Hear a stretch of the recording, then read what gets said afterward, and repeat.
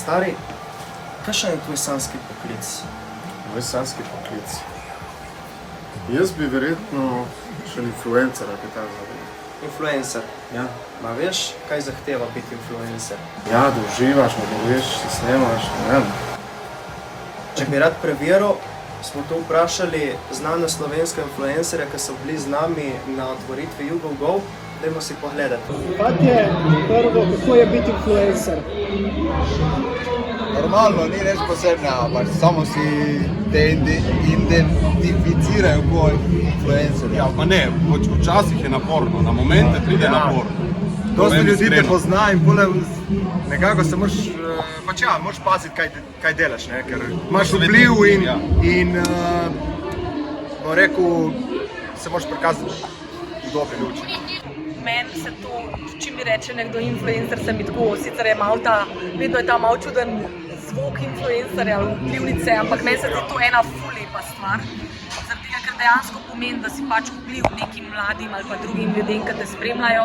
Predvsem je pa dobro to, zakaj jaz vedno rečem, zaradi tega, ker imaš neko določeno svobodo, kar je pa pač res fajn v teh časih, da si lahko, da nisi odvisen od enega, ampak da delaš nekaj, kar te veseli, hkrati pa pač in spodbujaš mlade, da to delajo in te spremljajo in vse, tako da ena taka zelo lepa stvar, no. Ja, v bistvu enkrat, ko pokažeš obraz, moraš biti pripravljen, da te bo mogoče tudi na ulici prepoznali. Sem imel že dosti zanimivih interakcij na tak način, tudi kdaj dveh zjutraj, na primer, ko sem višel nekaj vodo okoli zunaj. Če ne, pa je to ena super stvar, sploh če imaš ti spoštljiv odnos do tega, kar delaš, vzgojiš tako občinstvo, ki spoštuje tebe in to, kar delaš, potem imaš tudi dobre interakcije. Kaj je pomembno za začetek influencerja? Samo, se pravi, consistency, kako se reče? Ja, ustrajnost, tako. Konsistenca in predvsem pa, da si to, kar si. Torej, ne se siliti biti influencer, če ni to, kar si ti. Recimo, če ti je všeč, ne vem, pisati blog, če ti je všeč delati karkoli, delaj tisto, kar te veseli in bodi to, kar si. Ne se pretvarjati. Jaz bi rekla, tako kot so tudi že prej vsi omenjali, v bistvu najbolj pomemben je to, da si ti pristen, da to, kar ti si, pokažeš na kameri, da si sproščen.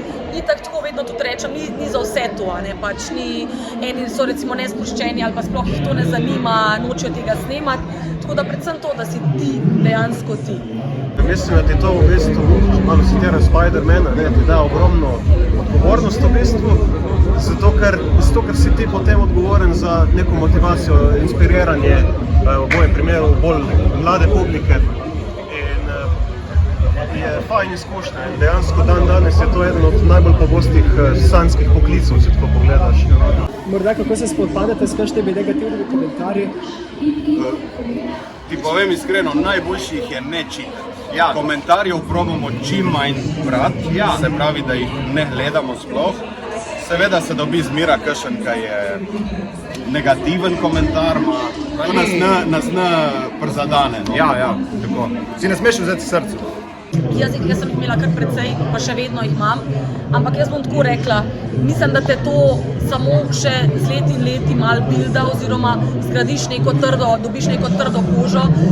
Je res, da pač je tega čezdalje več, kar je grozno, ampak kaj ćemo narediti? Jaz vidim, da recimo tako, že odkar objavljam v bistvu, me niso te stvari prizadele, ker nekako vem, da za tem stoji ena oseba, ki je mogoče nezadovoljna sama s sabo in pač ponavadi glih taki vedno komentirajo, tudi ponavadi vedno neki deli, kako so fake profili ali whatever, komentirajo. Tako da jaz bom rekla, treba imeti trdo kožo in se ne to pozirati na te komentarje, ker če bi se jaz ozirala, iskreno ne bi bila tle, kjer sem.